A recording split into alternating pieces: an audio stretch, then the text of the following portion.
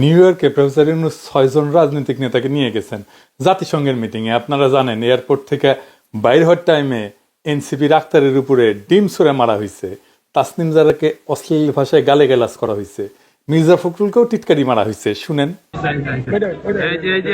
এনসিপির যারা এই যে মির্জা ফখরুল, এই যে চুদলিং পং, এই যে আড়াইছে, এই যে এই যে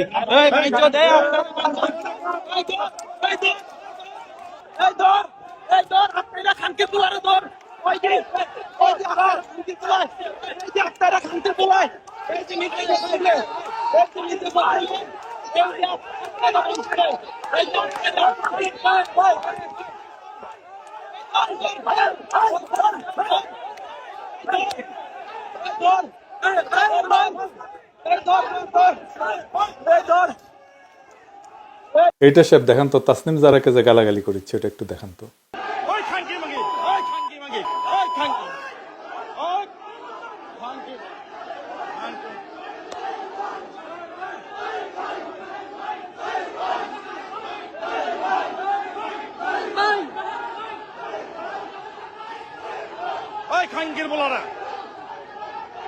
আওয়ামী লীগ 2024-এর জুলাই আগস্টে বন্দুক, চাপাতি, রামদা, চাইনিজ কুড়াল এসব নিয়ে ঝাঁপায় পড়েছিল ছাত্র জনতার উপরে।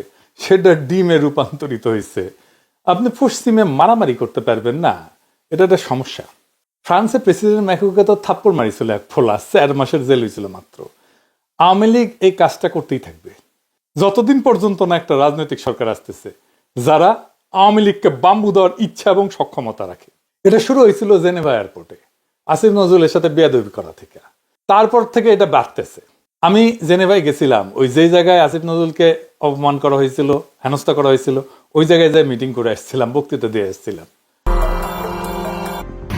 প্রিয় দেশবাসী, এই হচ্ছে সেই জেনেভা এয়ারপোর্ট, যে এয়ারপোর্টে অন্তর্বর্তীকালীন সরকারের আইন উপদেষ্টা ডক্টর আসিফ নজরুলকে বাকশালী গুন্ডারা হেনস্থা করার চেষ্টা করেছিল।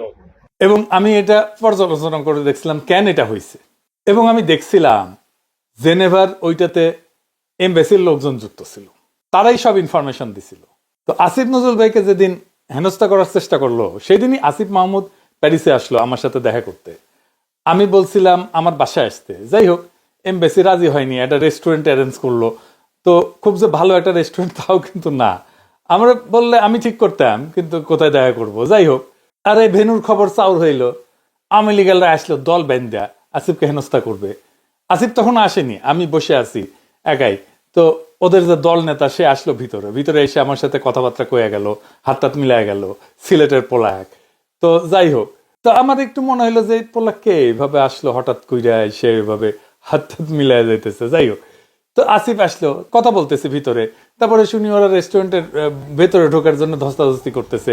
তো এটা তো প্যারিস, আমরা হাঁক দিলে 1000 মানুষ চলে আসে। যাই হোক, বাইরে গ্যাঞ্জাম করে ফিরে গেছে। পুলিশটাও ডাকছিলাম, পুলিশ আসার আগে আমাদের লোকজন চলে আসছে, ওরা ভাগিছে।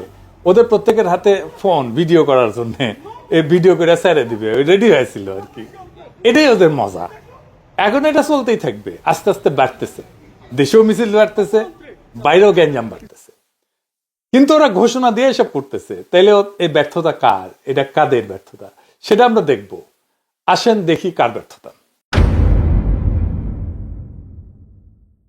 প্রথম ব্যর্থতা প্রফেসর ইউনূসের।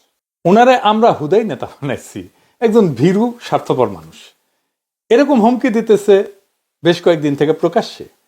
আর এটাই তো সুযোগ হ্যাডম দেখানোর, নিজের লিডারশিপ স্ট্যাবলিশ করার, পুরো রাষ্ট্র তাড়াতে।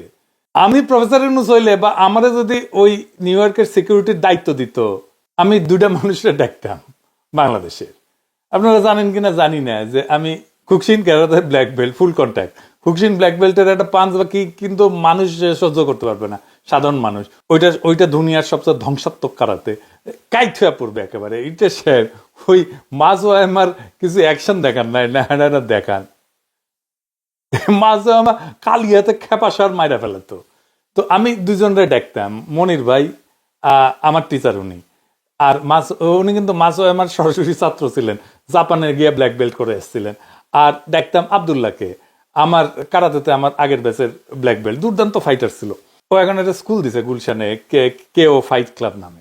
এই যে এটা তো আগের কথা কই, আমি একটা ন্যাশনাল টুর্নামেন্টে আবদুল্লাহর সাথে ফাইট করেছিলাম, কম্পিট করেছিলাম, বলাই বাহুল্য হারিয়েছিলাম। আমি অবশ্য তখন ব্রাউন বেল্ট আর আবদুল্লাহ ব্ল্যাক বেল্ট। ওই টুর্নামেন্টে আবদুল্লাহ চ্যাম্পিয়ন হয়েছিল, আর আমার ফাইট পড়েছিল আবদুল্লাহর সাথে কোয়ার্টার ফাইনালে। তো কপাল খারাপ আর কি। তো যাই হোক, আবদুল্লাহর মনির ভাইয়ের দুজনে আবার ঝগড়া আছে। তো আবদুল্লাহর আর একটা পরিচয় দিই, ওই কালে হাজি শরীয়তুল্লাহর গ্রেট গ্র্যান্ডসন, বিখ্যাত ফ্যামিলির ছেলে। তো যাই হোক, দুইজনরে ডেকে কইতাম আপনারা 50 জন করিয়া টপ ক্লাস ফাইটার দিবেন, আমার 100 জন, দুইজনে 100 জন দিবেন, আমি নিয়ে যাব আমেরিকায়, ছেলে মেয়ে মিলাই দেবেন। তারপরে দেখতাম কই আছে আওয়ামী লীগ, ওই গেট দিয়ে সবের নিয়ে দবদবায় বের হইতাম, সবের নিয়ে।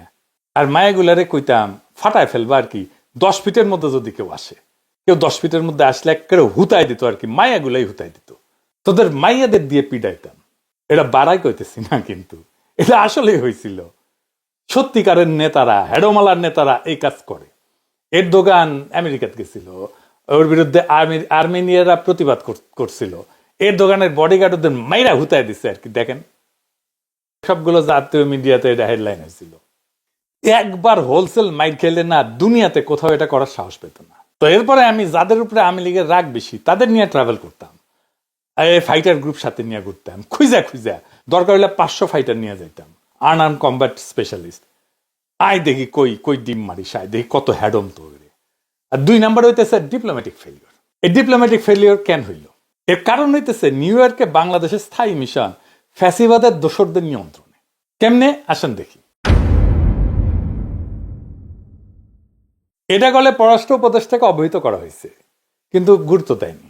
এবং এদের মাধ্যমেই, এই হাসিনার লোকদের মাধ্যমেই গুরুত্বপূর্ণ তথ্য সব চলে যাচ্ছে আওয়ামী লীগের কাছে, হাসিনার কাছে চলে যাচ্ছে। এই যে ফ্যাসিবাদের দোসর সুবিধাভোগী কর্মকর্তা এমদাদুল ইসলাম চৌধুরী বহাল তবিয়তে জাতিসংঘে বাংলাদেশের স্থায়ী মিশনে পররাষ্ট্র মন্ত্রণালয়ের এ যাবৎকালের সবচেয়ে সুবিধাভোগী কর্মকর্তা এমদাদুল ইসলাম চৌধুরী, ওই ঢাকা বিশ্ববিদ্যালয়ের ছাত্রলীগের সাবেক আইন বিষয়ক সম্পাদক। এমদাদুল ট্রান্সফার পোস্টিং এর যত পলিসি আছে সবগুলোর ব্যত্যয় ঘটায় ওয়াশিংটন এবং জেনেভায় অবস্থিত বাংলাদেশ দূতাবাসে চাকরি করার পর বর্তমানে নিউ ইয়র্কে অবস্থিত বাংলাদেশের স্থায়ী মিশনে কর্মরত আছে। এটা কিন্তু হয় না। একটা ভালো পজিশনে ট্রান্সফার হলে আর একটা খারাপ পজিশনে যাইতে হবে, তুলনামূলক খারাপ পজিশনে যাইতে হবে। এমদাদের ভাই এবং পরিবারের অন্যান্য সদস্য হবিগঞ্জে আওয়ামী রাজনীতির সাথে সরাসরি জড়িত। এই দুর্নীতিবাজ এবং সুবিধাভোগী এমদাদ আয়নাঘরের মাস্টার মাইন্ড খুনি জিয়াউল হাসানের কাছ থেকে মিরপুর ডিএসএস এ একটা ফ্ল্যাট কিনছে। ফ্যাসিস্ট আওয়ামী সরকারের সময় এমদাদের ক্ষমতার উৎস ছিল শতাধিক গুম এবং খুনের সাথে জড়িত এই জিয়াউল হাসান।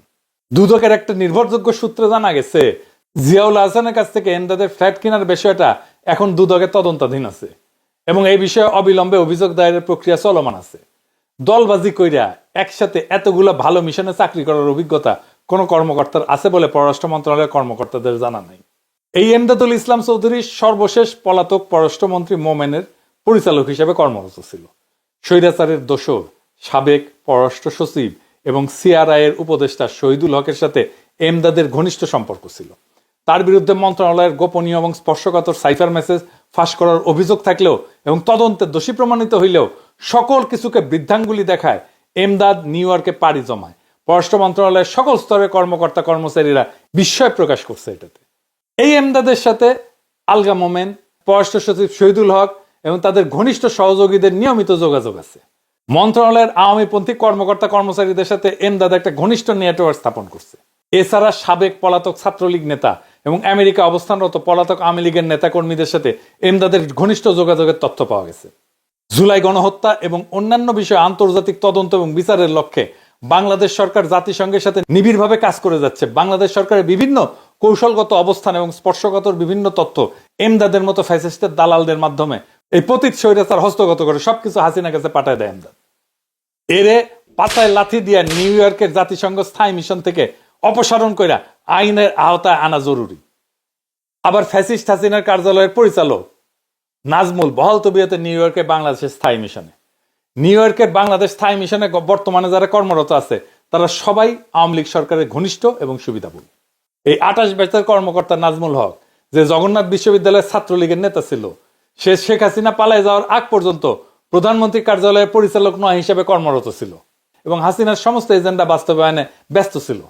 গণহত্যার সময় শেখ হাসিনার কার্যালয় এবং পররাষ্ট্র মন্ত্রণালয়ের মধ্যে প্রধান সমন্বয়ের কাজ করতো এই নাজমুল। শেখ হাসিনা পালায় যাওয়ার পর তড়িঘড়ি করে 11 আগস্ট নিউ ইয়র্কের পথে পাড়ি জমায়। আগেই ট্রান্সফার অর্ডারটা হয়েছিল। তাকে বিমানবন্দর ইমিগ্রেশনে আটকানোর কথা থাকলেও দ্রুত পালায় যেতে সহায়তা করে আগের পররাষ্ট্র সচিব মাসুদ বিন মোমেন। এই নাজমুল হক বর্তমানে আমেরিকা অবস্থিত আওয়ামী লীগের পলাতক নেতৃবৃন্দের সাথে ঘনিষ্ঠ যোগাযোগ বজায় রেখে কাজ করতেছে। নাজমুল হকের মতো একজন ফ্যাসিস্ট সরকারের দোসর এবং আওয়ামী কর্মকর্তাকে গুরুত্বপূর্ণ নিউ ইয়র্কে বাংলাদেশের স্থায়ী মিশন থেকে পাছায় লাথি দিয়ে সরানো উচিত। আর এই নাজমুলই প্রফেসর ইউনূসের সফর সঙ্গীদের প্রোটোকলের বিষয়টা দেখভালের দায়িত্বে নিয়োজিত ছিল। ফাইনালি শোয়েব আবদুল্লাহ, ছাত্রলীগের সাবেক সাধারণ সম্পাদক মাহফুজুল হায়দার চৌধুরী রোটনের বন্ধু, এবং শোয়েব আবদুল্লাহ নিজেও ছাত্রলীগ নেতা ছিল। সে নিউ ইয়র্কে জাতিসংঘ বাংলাদেশ স্থায়ী মিশনে কর্মরত ছিল। শোয়েব আবদুল্লাহ নেদারল্যান্ডে পোস্টিং হইলেও প্রাক্তন পররাষ্ট্র সচিব শহীদুল হকের হস্তক্ষেপে পরবর্তীতে জাতিসংঘ বাংলাদেশ স্থায়ী মিশনে পদায়নপ্রাপ্ত হয়। নিষিদ্ধ সংগঠন ছাত্রলীগ নেতা শোয়েব বর্তমানে বাংলাদেশ দূতাবাস কাঠমান্ডুতে কর্মরত। কিন্তু রহস্যজনকভাবে এই আওয়ামী সমর্থক কর্মকর্তাকে কাঠমান্ডু মিশন থেকে নিউ ইয়র্কে বাংলাদেশ স্থায়ী মিশনে নিয়ে যাওয়া হয়েছে প্রফেসর ইউনূসের প্রোটোকল কার্যক্রম পরিচালনার জন্য। চিন্তা করেন, এই মালকে নিয়ে আসা হয়েছে এবং শোয়েব আবদুল্লাহ ছিল ওই সময় ওই জায়গায়। আপনাদের অবাক লাগতেছে না যে মির্জা ফখরুল গেছে, বিএনপির কেউ নাই, বাড়াইতেছে, মানে সবাই আওয়ামী লীগ।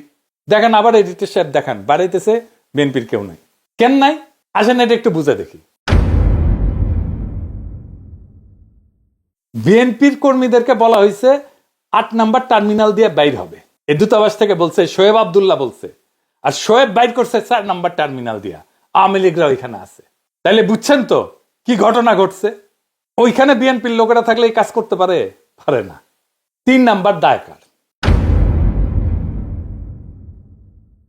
3 নাম্বার দায় আমেরিকা সরকারের। রাষ্ট্রীয় অতিথির নিরাপত্তার পর্যাপ্ত ব্যবস্থা না রাখার দায়িত্ব তাদের নিতেই হবে।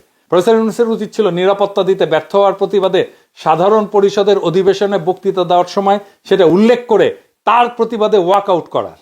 কিন্তু প্রফেসর ইউনূস সেটা করবে না। ট্রাম্প তো করছে, সে ওটার সময় এক্সেলেটর কাজ করে নাই, সেটা বলছে সে বক্তৃতায়। সে পড়ার সময়, বক্তৃতা দেওয়ার সময় টেলিপ্রম্পটার কাজ করে নাই, সেটা বলছে সে বক্তৃতায়। তাহলে এই ঘটনা ঘটার দায়কার, পুরা এই ঘটনা ঘটার দায়কার যদি একজনকে দায় দিতে হয়, দেখি আপনারাই বলেন তো। হ্যাঁ, ঠিক ধরেছেন, শ্রী তৌহিদানন্দ প্রভুপাদ 111 ফরেন সেক্রেটারি আখের গুছাই নিতেছে এখন শেষ বয়সে এসে। নিজের আখের গুছানো ছাড়া সে আর কিছুই করে নাই। না না, সে আর একটা কাজ করেছে। 1971-এর জন্য ক্ষমা চাওয়ার দাবি তুলিছে পাকিস্তানের কাছে। পাকিস্তানের কাছে নাকি মেলা টাকা পাওনা আছে, সে দাবি তুলিছে। আর অতি অবশ্যই নিজের আখের গুছাইতেছে। আমি হুদাই অ্যালিগেশন আনি না কারো বিরুদ্ধে, আমার কাছে তথ্য আছে সে কি করছে বা কি করতেছে। প্রফেসর ইউনূস কি করবে এই ডিম কাণ্ডের পর? এই যে লন্ডনে প্রফেসর ইউনূসের হোটেল বিল ফাঁস হইল, কারো শাস্তি হয়েছে শুনছেন? এটা তো এমবেসি থেকে ফাঁস হয়েছে। এই যে প্রভুপাত যতদিন থাকবে ততদিন এরকম ঘটনা ঘটতে থাকবে। কারণ প্রত্যেকটা জায়গায় যারা প্রোটোকল দিচ্ছে তারাই তো ছাত্রলীগ। অনেকে কইতেছেন আক্তারকে কেন ডিম ছড়া হইল, তাসনিম জারাকে কেন অশ্লীল ভাষায় গালাগালি করা হইল। আরো তো অনেকে ছিল, জামাত ছিল, বিএনপি ছিল, মির্জা ফখরুল তো ছিলই। এর কারণ দুইটা, শক্ত মাটিতে বিলাই আগে না। তারা জানে জামাত আর বিএনপির শীর্ষ নেতাদের ডিম মারলে তারা আমেরিকাতে থাকতে পারবে না, এমনকি দেশেও ফিরতে পারবে না। কিন্তু এনসিপি দুধবার, তাই তাদের যা খুশি কওয়া যায়, কোনো প্রত্যাঘাতের আশঙ্কা নাই। প্রফেসর ইউনূসের সরকার এই ডিম কাণ্ডের জন্য দায় এড়াইতে পারবে না। এটা শুধু একটা বিচ্ছিন্ন উস্কানি না, বরং নিরাপত্তা ব্যর্থতা এবং কূটনৈতিক অবহেলা এবং দূতাবাস প্রোটোকলের উপরে সরকারের নিয়ন্ত্রণ শক্তির অভাবের প্রতীক। নেতৃত্ব ঠিক না থাকলে আইন, ব্যবস্থা, মর্যাদা এগুলো কিছুই রক্ষা করা যায় না। প্রফেসর ইউনূসকে লজ্জাকর ঘটনার জন্য স্পষ্টভাবে ক্ষমা প্রার্থী হইতে হবে। দোষীদের শনাক্ত কইরা পররাষ্ট্র উপদেষ্টা সহ অন্যান্য দায়ীদের বরখাস্ত করতে হবে। তা না হলে এই অভব্যতার পুনরাবৃত্তি অনিবার্য। এই ঘটনার প্রাথমিক দায় দায়িত্ব প্রফেসর ইউনূসের সরকারের। দায় আমি ছাত্র নেতৃত্বকেও দেব। এই সরকার তারাই তৈরি করছে। প্রফেসর ইউনূসের মতো দুর্বল ভীরু মানুষকে বাংলাদেশের সবচেয়ে বড় পলিটিক্যাল ইনস্টিটিউটের দায়িত্ব দিছে, ক্ষমতায় বসাইছে। তাদেরই ভুল রাজনৈতিক কৌশলের কারণে দলটা দাঁড়াইতে পারে নাই। আমরা আপাতত সেই দিনের অপেক্ষায় থাকি, যেদিন ওদের দাবরানি দেওয়ার মতো নেতা আমরা পাবো। সেই দিন ওদের দাবরানি দিয়া পৃথিবীর সমস্ত শহর থেকে, পশ্চিমের সমস্ত শহর থেকে ওদেরকে উচ্ছেদ করিয়া জয় বাংলা করিয়া দেব। সেই দিনের অপেক্ষায় আমরা থাকি। ইনকিলাব জিন্দাবাদ।